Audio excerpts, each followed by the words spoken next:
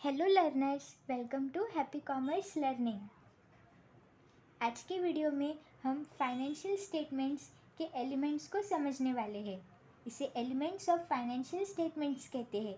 ये financial reporting का एक इम्पॉर्टेंट टॉपिक है क्योंकि फाइनेंशियल स्टेटमेंट्स जैसे बैलेंस शीट या स्टेटमेंट ऑफ प्रॉफिट और लॉस इन्हीं 5 एलिमेंट से बनता है।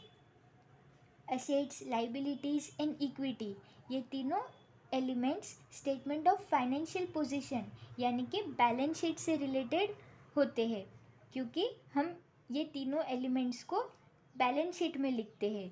और इनकम एंड एक्सपेंसेस, ये दोनों elements statement of financial performance यानी कि स्टेटमेंट ऑफ प्रॉफिट और लॉस से रिलेटेड होते हैं क्योंकि ये दोनों एलिमेंट्स को हम स्टेटमेंट ऑफ प्रॉफिट और लॉस में रिकॉर्ड करते हैं।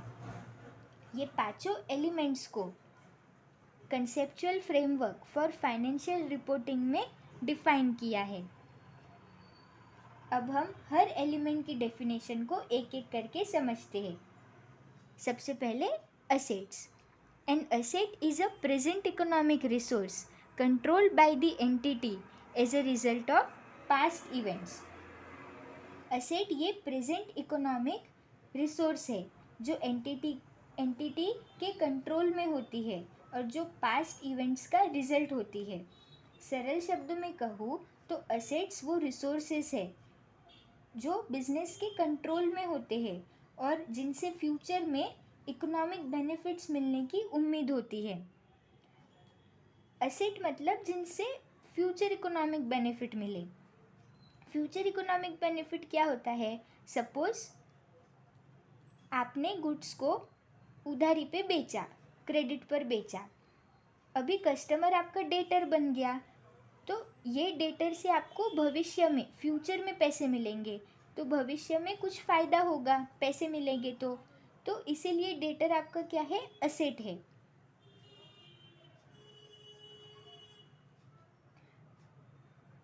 अगर हम इस डेफिनेशन को 3 हिस्सों में बांटें तो पहला है present economic resource. Present economic resource का मतलब रिसोर्स प्रेजेंट में मौजूद है और उसमें इकोनॉमिक बेनिफिट्स उत्पन्न करने की क्षमता है। देखो, इकोनॉमिक रिसोर्स मतलब ये एंटिटी का राइट है जिसमें पोटेंशियल है, क्षमता है कि वो इकोनॉमिक बेनिफिट्स को प्रोड्यूस कर सके।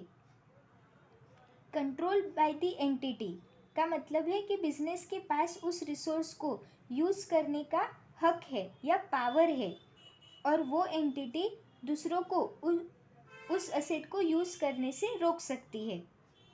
As a result of past event का मतलब है कि असेट किसी पास्ट ट्रांजैक्शन या इवेंट के कारण मौजूद होता है। जैसे कि आपने असेट को परचेस किया, तो जब परचेस किया था वो पास्ट इवेंट हो गया। असेट के एग्जाम्पल्स में आता है cash, inventory, debtors, machinery, furniture, building, equipments, vehicles etcetera. Next है liabilities. A liability is a present obligation of the entity to transfer an economic resource as a result of past events. Liability का मतलब है कि business पर अभी कोई obligation है। Obligation मतलब जिम्मेदारी है, रिस्पॉन्सिबिलिटी या ड्यूटी है जो अवॉइड नहीं कर सकते, जिसके तहत बिजनेस को किसी चीज़ जैसे पैसा या रिसोर्स दूसरों को देना है और ये ऑब्लिगेशन किसी पिछले इवेंट या ट्रांजैक्शन की वजह से बनी है। सरल शब्दों में लाइबिलिटीज़ वो होती है जो बिजनेस को दूसरों को देनी होती है, जैसे कैश, गुड्स या सर्विसेज। ऑब्लिगेशन मतलब कंपल्शन टू पे। सपोज आपने गुड्स को उधारी में ख़रीदा तो अब यहाँ पे ये प्रेजेंट ऑब्लिगेशन हो गया, मतलब यहाँ पे आपको फ्यूचर में पे करना पड़ेगा, तो ये कंपल्शन है, कंपल्शन टू पे। आपको भविष्य में पेमेंट करना पड़ेगा, आप इसको अवॉइड नहीं कर सकते। ट्रांसफ़र एन इकोनॉमिक रिसोर्स मतलब आपको पैसे देने पड़ेंगे या फिर कोई गुड्स या सर्विसेज देना पड़ेगा। ट्रांसफ़र इन इकोनॉमिक रिसोर्स मतलब ट्रांसफ़र ऑफ इकोनॉमिक बेनिफिट्स या आउटफ्लो ऑफ इकोनॉमिक रिसोर्स भी इसे कहते हैं। और पास्ट इवेंट मतलब जब आपने परचेज किया था गुड्स क्रेडिट पे, तो ये आपका पास्ट इवेंट बन गया, इसके कारण आपकी लाइबिलिटी बन गई। अगर कोई कस्टमर आपके पास आया और उसने आपको पैसे दे दिए हैं, लेकिन अभी तक आपने उस कस्टमर को गुड्स डिलीवर नहीं किया है या सर्विस प्रोवाइड नहीं करी है, तो ये भी एक लाइबिलिटी है। ये तब तक रेवेन्यू नहीं कहलाएगा, ये तब तक इनकम नहीं कहलाएगा जब तक आप गुड्स डिलीवर नहीं कर देते या सर्विस प्रोवाइड नहीं कर देते। लाइबिलिटीज़ के एग्जाम्पल में आता है जैसे बैंक लोन्स हो गया, क्रेडिटर्स हो गया, आउटस्टैंडिंग या अनपेड एक्सपेंसेस हो गया, बैंक ओवरड्राफ्ट एट्सेट्रा।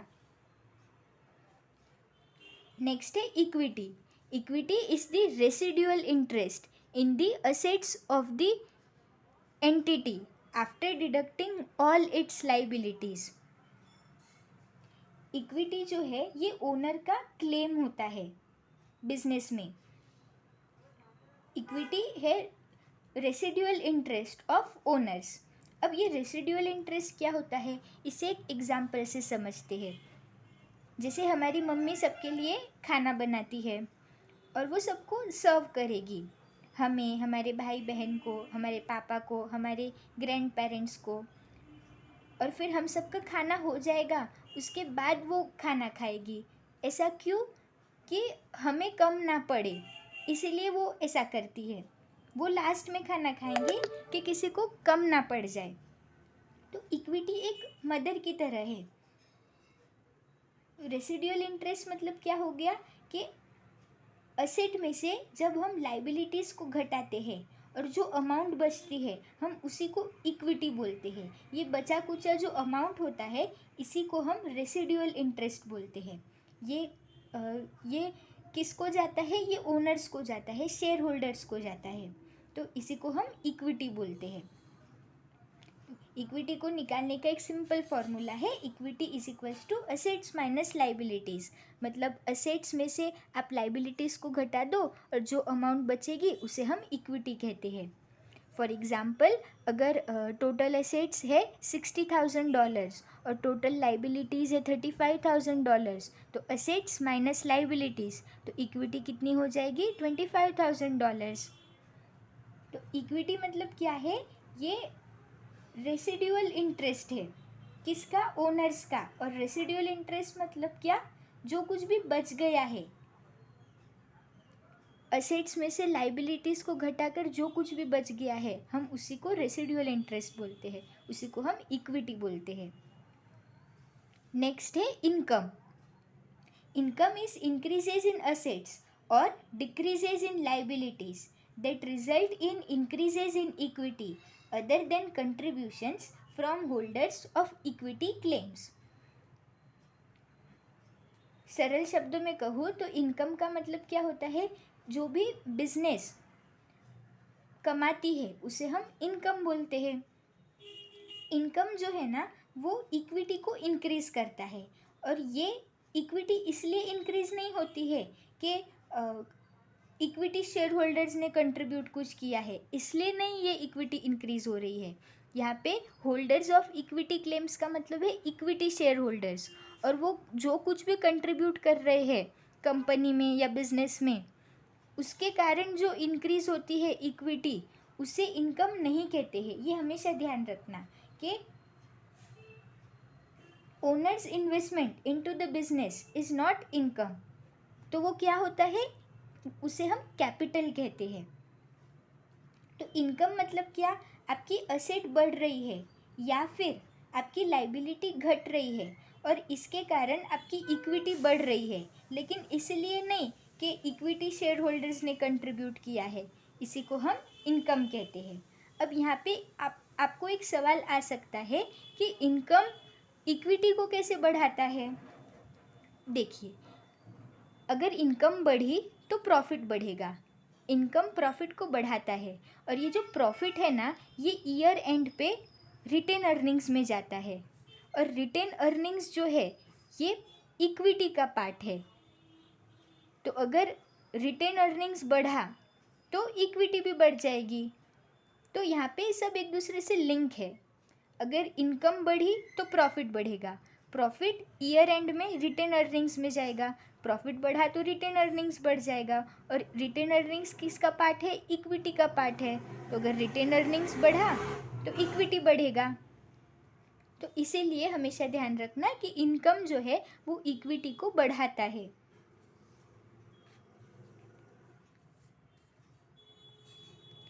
एसेट बढ़ी या फिर लाइबिलिटी घटी और इसके कारण इक्विटी बढ़ी, लेकिन इसके लिए नहीं कि ओनर ने पैसे इन्वेस्ट किए हैं। एसेट बढ़ी, इसका एक एग्जाम्पल है कि आपने गुड्स को बेचा उधारी पर, तो यहाँ पे कस्टमर आपका क्या बन गया? डेटर बन गया। तो यहाँ पे डेटर क्या है? आपका असेट है, क्योंकि फ्यूचर इकोनॉमिक बेनिफिट मिलेगा। तो असेट बढ़ी तो इसे इनकम कहते हैं, और ये असेट बढ़ी तो इसके कारण इक्विटी बढ़ेगी। और लाइबिलिटी घटी, फॉर एग्जाम्पल आपको सप्लायर को 20,000 रुपये देने थे, तो ये आपकी लाइबिलिटी है। लेकिन सप्लायर ने आपको कॉल करके कहा कि अगर आप ड्यू डेट से पहले पेमेंट कर देते हो तो मैं आपको 2,000 का कैश डिस्काउंट दूंगा। तो आपने क्या किया? आपका यहाँ पे 2,000 का फ़ायदा हो रहा है, तो आपने कोशिश किया कि पहले ही पेमेंट कर दो, ड्यू डेट से पहले। और आपने ड्यू डेट से पहले पेमेंट कर दिया 18,000 का। तो यहाँ पे 2,000 से आपकी लाइबिलिटी घट गई, क्योंकि पहले आपकी लाइबिलिटी 20,000 की थी। अब 2,000 से आपको डिस्काउंट मिला, आपने पे कितना किया? 18,000। तो यहाँ पे आपकी लाइबिलिटी डिक्रीज़ हुई। तो डिक्रीज़ इन लाइबिलिटी को भी इनकम की तरह माना जाता है, और इससे इक्विटी इंक्रीज़ होती है। लेकिन एक बात ध्यान रखना, इक्विटी इंक्रीज़ हो रही है लेकिन इसके लिए नहीं कि ओनर ने पैसे इन्वेस्ट किए हैं बिजनेस में, ये इनकम है। ठीक है, अभी नेक्स्ट आता है expenses. Expenses are decreases in assets or increases in liabilities that result in decreases in equity other than distributions to holders of equity claims। अब expenses जो है इसका क्या मतलब है कि डे टू डे बिजनेस को चलाने में जो खर्चे होते हैं वो हमारा एक्सपेंसेस हो गए। रेवेन्यू को कमाने के लिए भी खर्चा करना पड़ता है। तो फॉर एग्ज़ाम्पल अगर मैं पिज़्ज़ा सेल करती हूँ, ठीक है, अब अगर मुझे आपको पिज़्ज़ा सेल करना है तो उसके लिए तो पहले मुझे पिज़्ज़ा बनाना पड़ेगा। तो बनाने से पहले मुझे इंग्रेडिएंट्स खरीदने पड़ेंगे, जैसे पिज़्ज़ा बेस खरीदना पड़ेगा, मुझे केचप्स खरीदने पड़ेंगे, फ्रेश वेजिटेबल्स खरीदने पड़ेंगे, चीज़ खरीदना पड़ेगा। ठीक है, सॉरी अगर क्रेविंग हो रही है तो मुझे भी हो रही है। हाँ, तो अब देखो इस पे आ जाते टॉपिक पे। तो यहाँ पे मैंने क्या किया? खर्चा किया, फिर वो खर्चा किया, पिज़्ज़ा बनाया और फिर आपको सेल किया। तो जब सेल कर दिया तो ये मेरा इनकम हो गया, लेकिन सेल करने से पहले मुझे खर्चा करना पड़ा ना, मुझे रॉ मटेरियल्स खरीदने पड़े, तो ये क्या हो गया? एक्सपेंस हो गया। तो एक्सपेंस के कारण क्या होता है ना, असेट घटती है या फिर लाइबिलिटी बढ़ जाती है। ठीक है, क्योंकि अब मैंने खर्चा किया, मैंने रॉ मटेरियल्स खरीदे, तो इससे क्या हो गया? कैश, मेरे पास से कैश गया। कैश क्या है? असेट है। तो असेट मेरे पास से गया, तो यहाँ पे क्या हो गया? असेट कम हो गई। ठीक है, फॉर एग्जांपल मेरे पास अभी पैसे नहीं थे तो मैंने उधारी में ख़रीद लिया रॉ मटेरियल, तो अब उधारी में ख़रीदा है तो यहाँ पे मेरी क्या हो गई? लाइबिलिटी बढ़ गई। और इसके वजह से क्या हुआ? इक्विटी घट गई। ठीक है, और ये इक्विटी इसीलिए नहीं घटी है कि इक्विटी शेयर होल्डर्स को डिविडेंड पे किया है। यहाँ पे distributions to holders of equity claims का क्या मतलब है?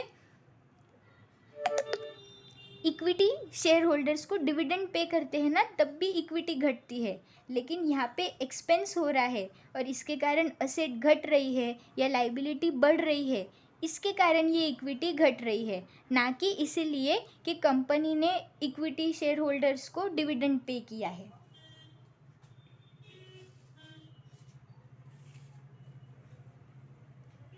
देखो, असेट जो है वो घट रही है। फॉर एग्ज़ाम्पल आपने सैलरी पे की, तो यहाँ पे क्या हुआ, कैश बाहर गया आपके पास से, तो असेट घट गई और इसके कारण इक्विटी भी घट गई। अब लाइबिलिटी बढ़ गई। फॉर एग्ज़ाम्पल अभी आपके पास पैसे नहीं हैं, तो आपने एम्प्लॉयज़ को बोला कि मैं आपका पेमेंट बाद में कर दूँगा, आपकी सैलरी बाद में पे करूँगा, तो यहाँ पे क्या हो गया, ये सैलरी पेएबल का एग्जाम्पल है। यहाँ पे आपकी सैलरी बढ़ गई क्योंकि ये आउटस्टैंडिंग सैलरी है, तो ये यहाँ पे आपकी लाइबिलिटी बढ़ गई। ठीक है, अभी इसके कारण क्या हुआ, इक्विटी घट गई, लेकिन ये इक्विटी इसीलिए नहीं घटी है कि बिजनेस ने शेयर होल्डर्स को डिविडेंड पे किया है, ये इसलिए नहीं घटी है। और एक्सपेंसेस जो है ये इक्विटी को कैसे डिक्रीज करता है, सिमिलर ही है, बस उसका अपोजिट है। एक्सपेंसेस बढ़ा तो प्रॉफिट कम होगा, ये प्रॉफिट ईयर एंड में कहा जाता है रिटेन अर्निंग्स में। रिटेन अर्निंग्स किसका पार्ट है, इक्विटी का, तो अगर रिटेन अर्निंग्स घटा तो इक्विटी घट जाएगी। देखो, एक्सपेंसेस बढ़ा तो प्रॉफिट कम होगा, ये प्रॉफिट ईयर एंड पे रिटेन अर्निंग्स में जाएगा। रिटेन अर्निंग्स घटी तो रिटेन अर्निंग्स किसका पार्ट है, इक्विटी का, तो अगर रिटेन अर्निंग्स कम हुई तो इक्विटी कम हो जाएगी। तो एक बात हमेशा ध्यान रखना कि ओनर जब भी इन्वेस्ट कर रहा है ना पैसे बिजनेस में, तो ये इनकम नहीं है। और अगर कंपनी अपने शेयर होल्डर्स को डिविडेंड पे कर रही है तो ये एक्सपेंसेस नहीं है। इनकम और एक्सपेंसेस ये दोनों अपोजिट होते हैं। इनकम बढ़ी तो प्रॉफिट बढ़ेगा और इसके कारण इक्विटी बढ़ेगी। एक्सपेंसेस बढ़ा तो प्रॉफिट कम होगा, इसके कारण इक्विटी घटेगी। ये दोनों अपोजिट होते हैं, इसलिए ये ध्यान रखना कि इक्विटी बढ़ी ओनर्स के कंट्रीब्यूशन के कारण तो ये इनकम नहीं है, और अगर इक्विटी बढ़ी बिजनेस परफॉर्मेंस के कारण तो इसे इनकम कहते हैं। अगर इक्विटी घटी इसीलिए कि कंपनी ने शेयर होल्डर्स को डिविडेंड पे किया है तो ये एक्सपेंस नहीं है, लेकिन अगर इक्विटी घटी इसलिए क्योंकि बिजनेस ने कुछ खर्चा किया है तो ये एक्सपेंस है। ये 5 एलिमेंट्स है। अगर आपको ये वीडियो अच्छा लगा हो तो please like and share with your friends, और इसमें कुछ भी डाउट हो तो आप कमेंट में मुझे बता सकते हैं। Thank you for watching.